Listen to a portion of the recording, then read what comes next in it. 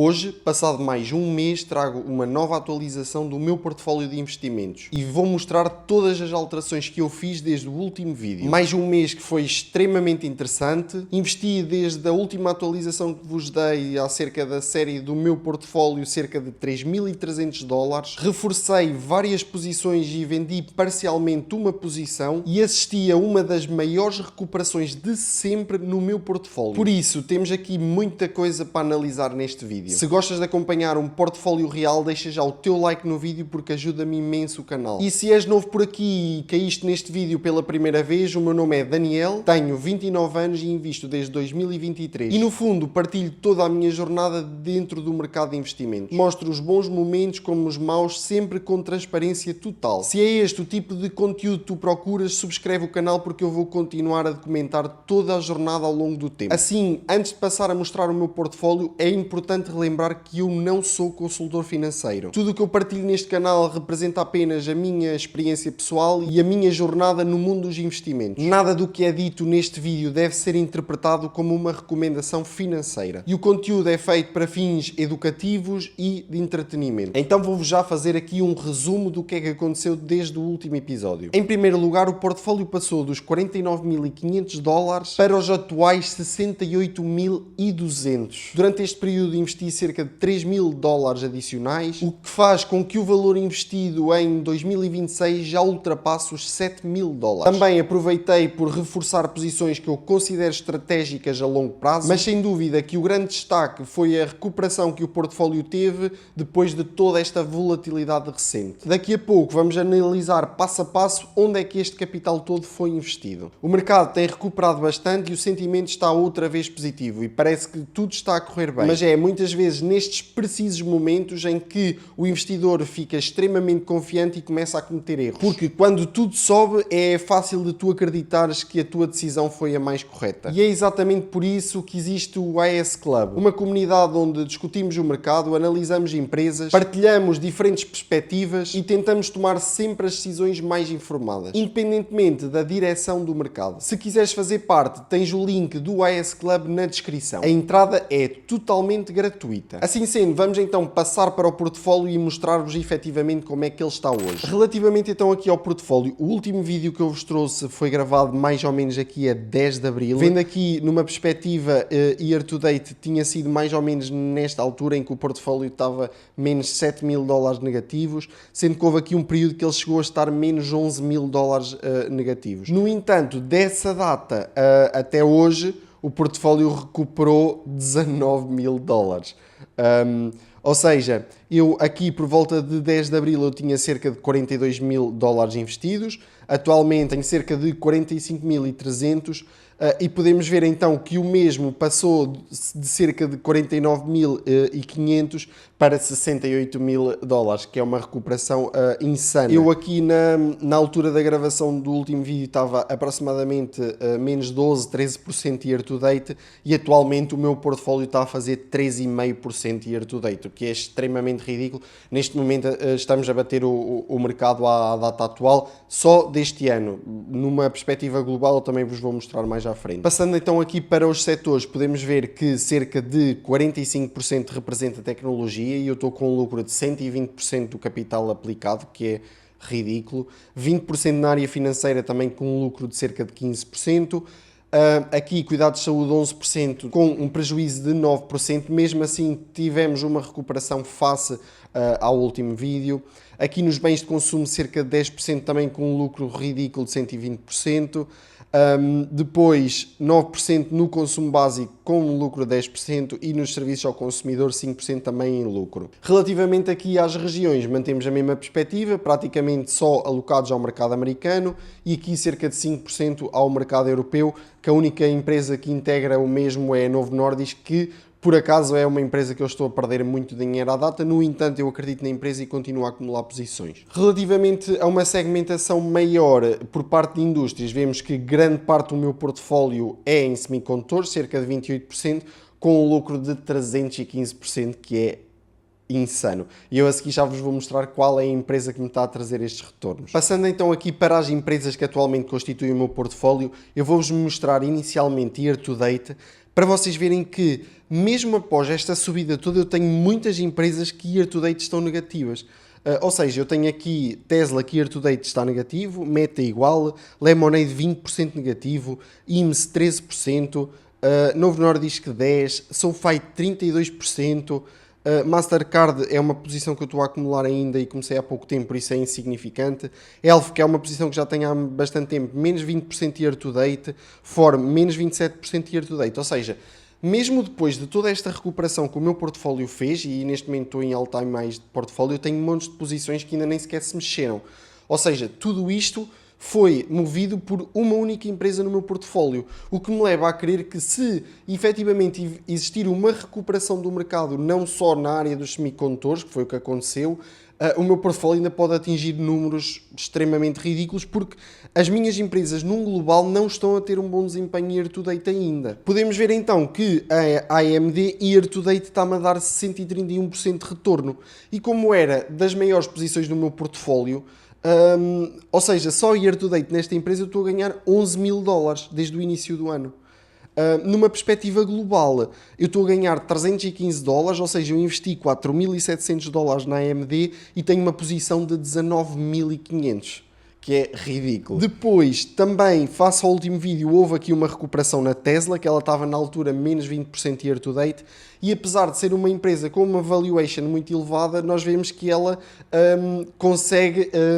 consegue mesmo assim estar a trazer retornos.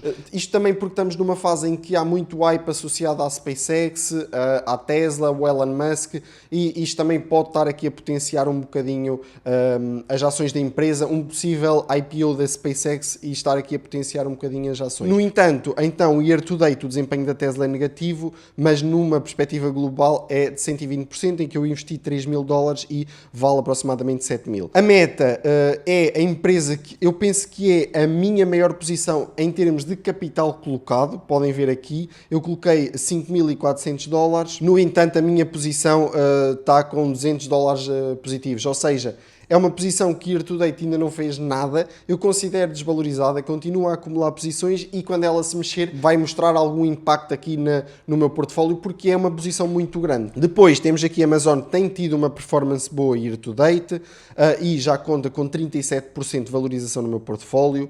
Temos aqui o caso da Lemonade, negativo 23%, no entanto eu estou positivo na posição, mas é uma posição que não fez nada este ano ainda. Igualmente em RIMS, negativo 12% year to date, no entanto, numa perspectiva global eu também estou positivo, com 9%, e é uma posição que não fez nada este ano.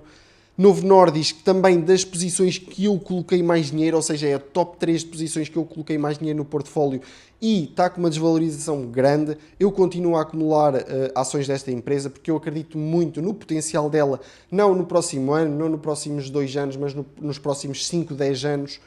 E então faz todo o sentido eu continuar a acumular. Depois, Microsoft foi uma empresa que eu acumulei muito recentemente, no entanto já tem aqui uma valorização de 12% e é uma empresa que eventualmente eu posso acumular mais se eu achar interessante, mas neste momento não o estou a fazer. SoFi foi uma empresa que eu acumulei algumas posições muito residuais, eu vou-vos mostrar mais à frente também.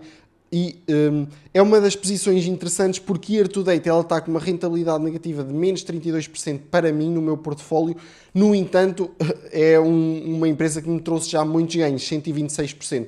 O que me leva a crer que, e eu acredito que a empresa está desvalorizada e há potencial de recuperação, o que vai catapultar ainda mais os meus ganhos a longo prazo. Cheesecake, aqui uma empresa na área da restauração que parece que ninguém liga e tal, e adormecida e tal, mas é das minhas melhores performances do ano, com 25%. E numa perspectiva global é uma posição que me está a valorizar 40%, ainda me paga dividendos. Eu adoro esta posição e é para manter a longo prazo. Vici, também uma posição que está há 2 anos no meu portfólio e está há 2 anos negativo e, sabem que mais? Não me interessa. Ela paga-me um dividendo consistente, faz uma espécie de proteção ao meu portfólio porque eu estou muito disposto a crescimento. Isto é uma posição que eu sinto-me confortável a ter, pode estar negativo durante 5 anos, não me importo, estou a acumular posições. desde que os fundamentos cresçam, desde que a empresa continue a aumentar os dividendos, desde que a empresa continue a crescer os dividendos, para mim é o que me interessa, é acumular posições nesta empresa. Mastercard, uma das posições que eu estou a acumular mais agressivamente, é uma posição que eu considero que esteja mesmo desvalorizada. Se eu não me engano, ela está year to date a cair cerca de 12% e eu estou a acumular posições. É uma posição que eu quero ter no core do portfólio.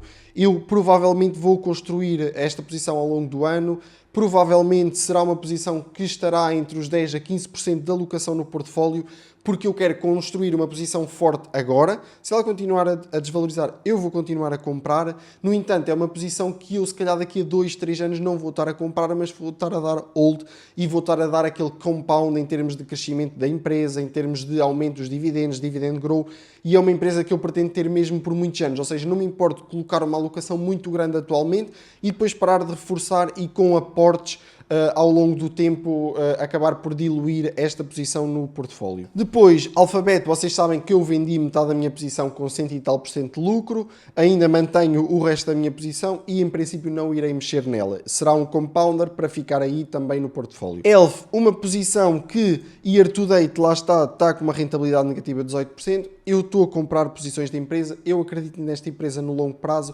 ela está extremamente bem posicionada, principalmente nas gerações mais jovens, que são as gerações que vão ter dinheiro no futuro para continuar a comprar este produto. Por isso, eu acredito que em termos de pricing power a empresa ainda tenha muita capacidade e eu quero acompanhar esta empresa durante muitos anos, não me importa ter esta empresa durante 5, 10 anos, desde que os fundamentos sejam crescentes. Shift 4 é uma posição que eu falei-vos que houve uma posição que eu vendi uma parcialidade, é uma posição que eu vendi, é esta então a posição que eu vendi uma parcial. E porquê? Eu neste momento estou a acumular posições da SoFi, estou a acumular posições da Mastercard e tenho a Ford. Ou seja, eu tenho 3 empresas na área financeira e para mim neste momento não faz assim tanto sentido. Eu adquiri Ford antes de ter Mastercard e agora quero construir mesmo uma posição grande em Mastercard e acho que não há necessidade de ter aqui uma Ford no portfólio. Eventualmente vou reduzir esta posição a longo prazo. Para já não o vou cortar de uma vez porque não tenho interesse. Eu acredito que a posição esteja efetivamente desvalorizada, mas não me interessa ter tanta exposição ao setor financeiro. Por isso é uma posição que não se admirem que ao longo do tempo eu vá liquidando a mesma. Assim sendo, vendo então uma perspectiva mais global, a AMD com lucro 315, Tesla 120, Meta 4, Amazon 37, Lemonade 26, HIMSS, aqui Novo Nordisk negativo, Microsoft também dá uma rentabilidade, uma posição que eu tenho há pouco tempo, 12%, SoFi 126%, Cake 40%, Vici 7%, Mastercard 3%, Google 129%, Elf 19% e Ford 34%. Aqui, para verem todas as compras que eu fiz desde a data da gravação do último vídeo, que foi no dia 10 de Abril, podem ver aqui então, eu comprei uma ação de Vici, comprei uma de Microsoft, 3 de Elf, aqui meia mais meia, uma de Mastercard, comprei uma de SoFi, uma de Elf, uma de SoFi, 3 de Elf, 0,3 de Meta, que era uma posição que eu já não comprava mesmo há muito tempo, uma de Mastercard, uma de SoFi, uma de Novo Nordisk. Aqui fechei o resto da posição de Meta que tinha feito, ou seja, 0.7, mais uma de SoFi, mais 4 de Elf, mais 2 de Vici, mais uma de Mastercard e mais uma de Novo Nordisk. Ou seja, há várias empresas que eu estou a acumular. Algumas delas eu tenho uma rentabilidade positiva e vocês veem que às vezes temos aquela coisa de como ela subiu não vamos comprar porque vamos subir o preço médio. Eu comprei posições, algumas delas em 2024 e desde 2024 até hoje são empresas muito melhores do que o que eram na altura, então se calhar pode fazer sentido em algumas posições subir o preço médio. Vendo então numa perspectiva mais global, e eu acho que aqui provavelmente era onde assustaria a maior parte dos investidores, eu tenho atualmente cerca de 29% de posição no portfólio só em AMD e, por incrível que pareça, não me apetece sequer mexer nesta posição. Esta posição está a ser um compounder enorme no meu portfólio. Eu acredito mesmo que a AMD nos próximos 5 anos ainda me traga retornos bastante fortes e não faz sentido. Eu acredito na empresa, a minha convicção na empresa é muito grande. Eu acredito que ainda tem muito potencial de valorização daqui para a frente. Voltar a cortar numa posição que se calhar é a posição que eu tenho mais convicção no meu portfólio, só porque ela faz 29% do meu portfólio, para mim não faz sentido. Eu vou manter, vou assumir o risco. e vamos ver o que é que vem daqui para a frente. Vocês sabem, eu vou documentar todo o processo, por isso vocês vão ver, vamos ver o que é que o futuro tem para nos dar. É uma posição que, se calhar há 2, 3 meses atrás, era 15% do meu portfólio e atualmente está quase nos 30%. E podemos ver então aqui as restantes. Tesla é uma posição de 10%, mas eu já não compro Tesla, sei lá, desde 2024, ou seja, é uma posição que cresceu imenso por valorização e não por alocação, e eu também faço esse controle. Neste momento não é uma posição que eu tenha interesse em reforçar. No entanto, ocupa uma posição grande no meu portfólio porque é uma posição que me trouxe muitos resultados. Por isso também não quero estar a liquidar, porque também acredito no potencial dela a longo prazo.